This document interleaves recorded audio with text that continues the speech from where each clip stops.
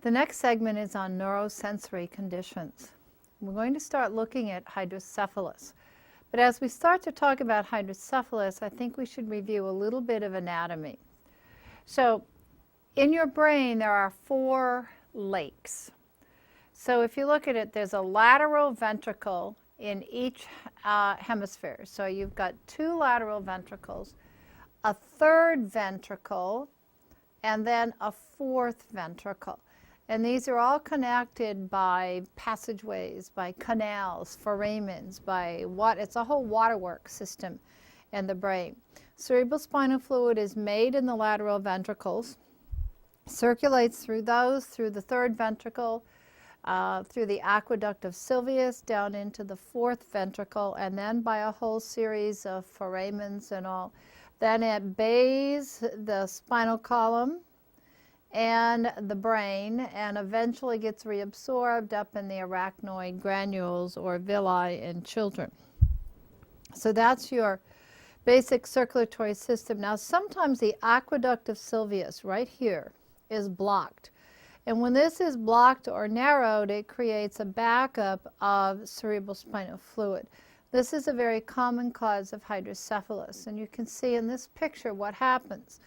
The picture, as you look at this over here, this picture is the normal side, and over here is the backup with hydrocephalus. Some people call it water on the brain, and you can see we have an excessive accumulation of fluid in the brain area. It presses on brain structure.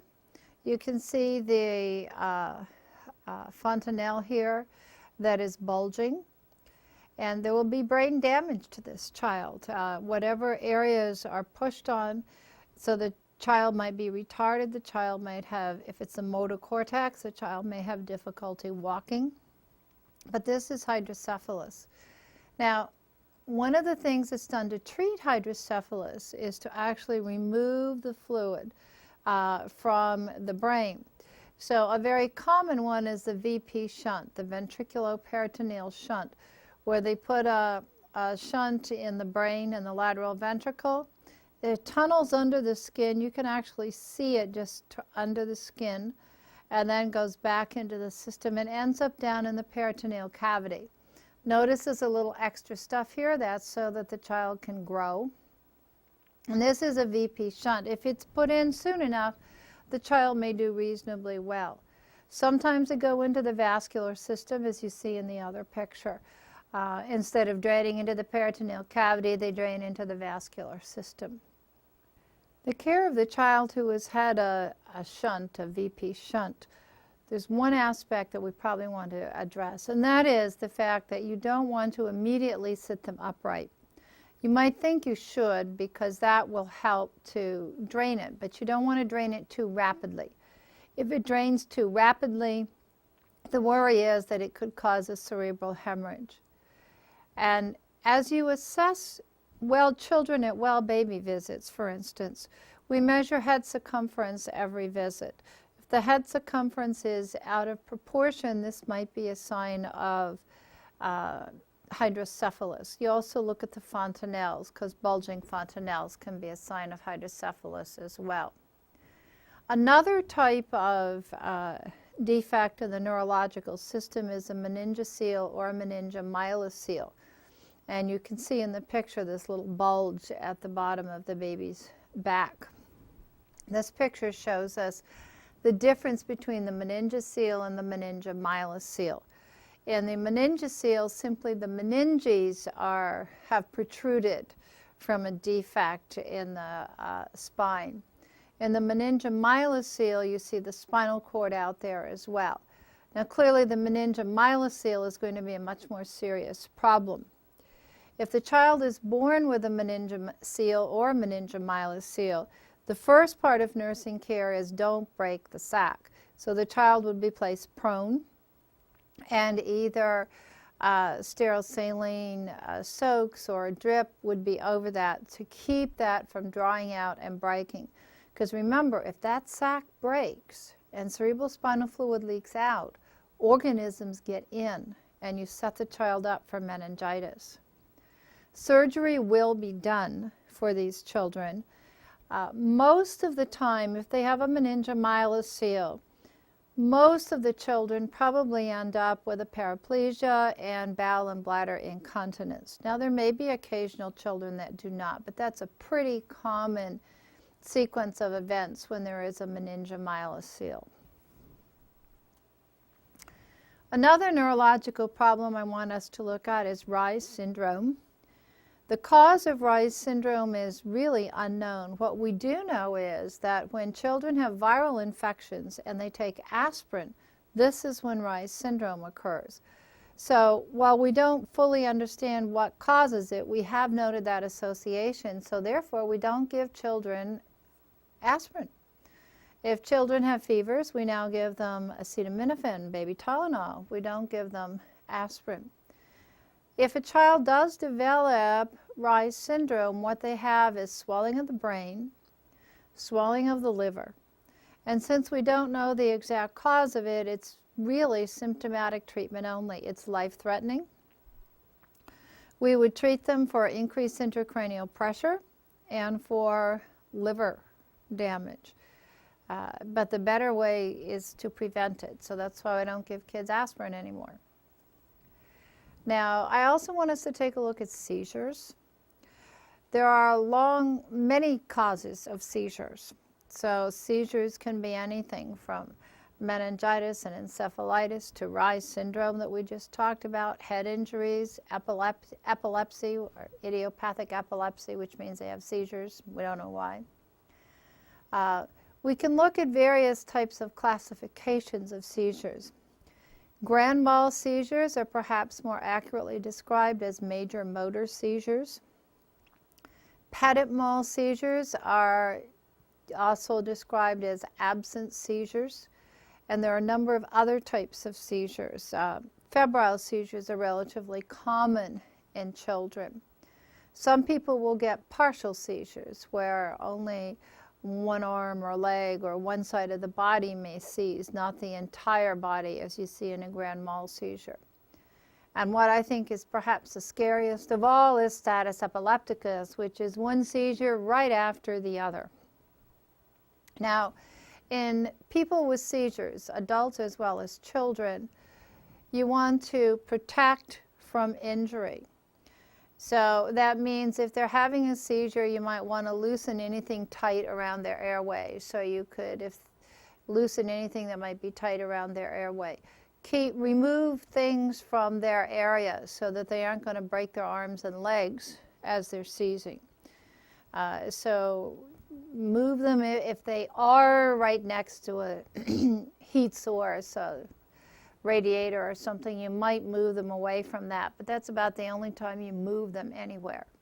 We try and keep an airway if possible. However, we no longer stick anything in the mouth. So gone are the days when we would stick things into a seizing patient's mouth. If possible, you might want to turn their head to the side, and that way it would be easier for any secretions to drain. Observe how the seizure starts and where it started, what the progression was if there was one. So observe and then record your observations about the seizure. You want also to note that after the seizure, the post-ictal phase, the patient is usually very sleepy and cannot remember. Of course, the patient doesn't remember the seizure, but they often sleep following a seizure. Now, anticonvulsant drugs are important to know about.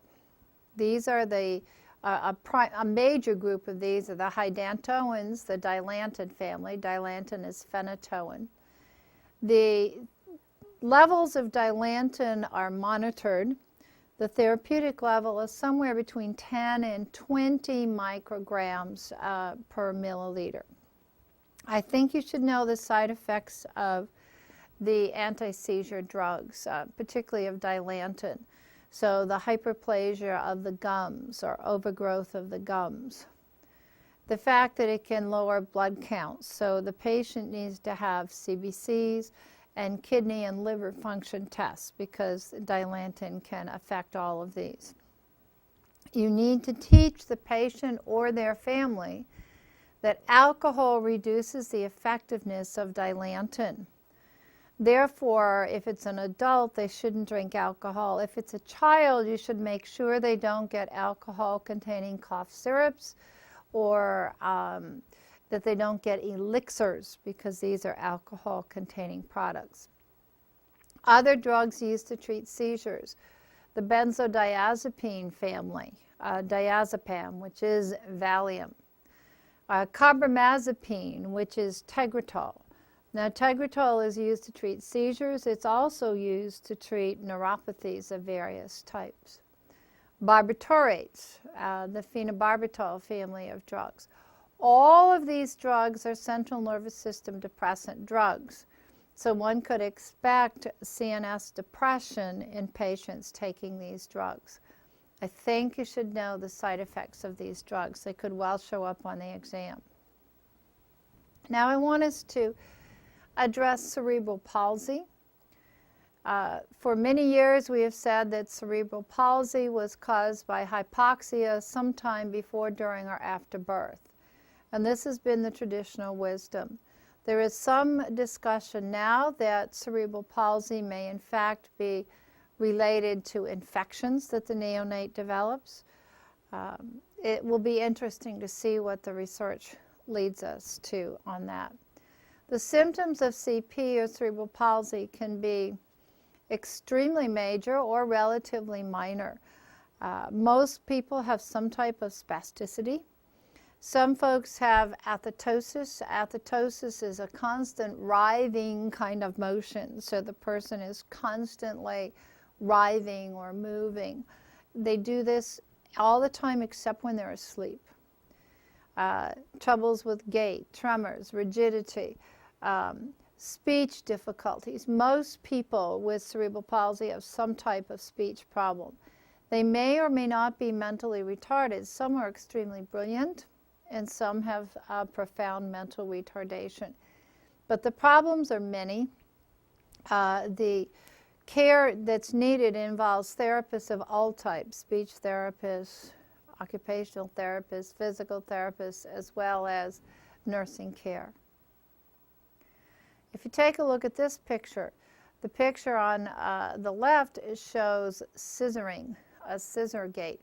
Now, it's almost impossible to walk when you have this spasticity and this scissoring gait. And the picture on the other side shows the athetoid movements, or these constant writhing movements that the child is likely to have, except when asleep. Another of the neuro problems I want us to address is Tay-Sachs.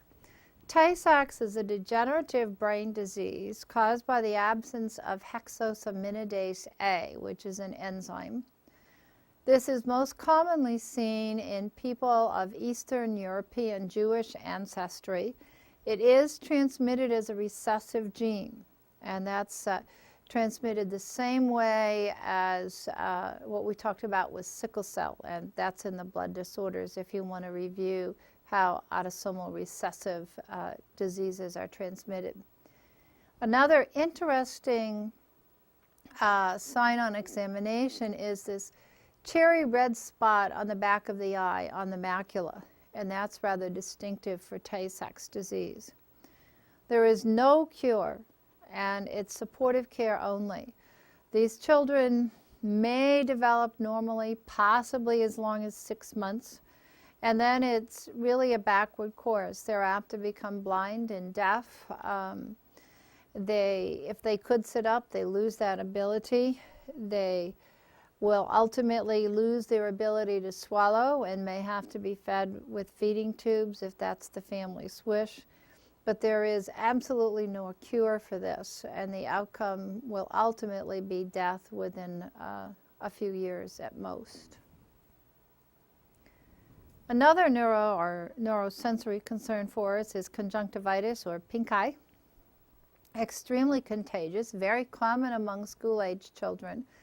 It's characterized by not only drainage and the red conjunctiva, but also this drainage forms crusts on the eyes.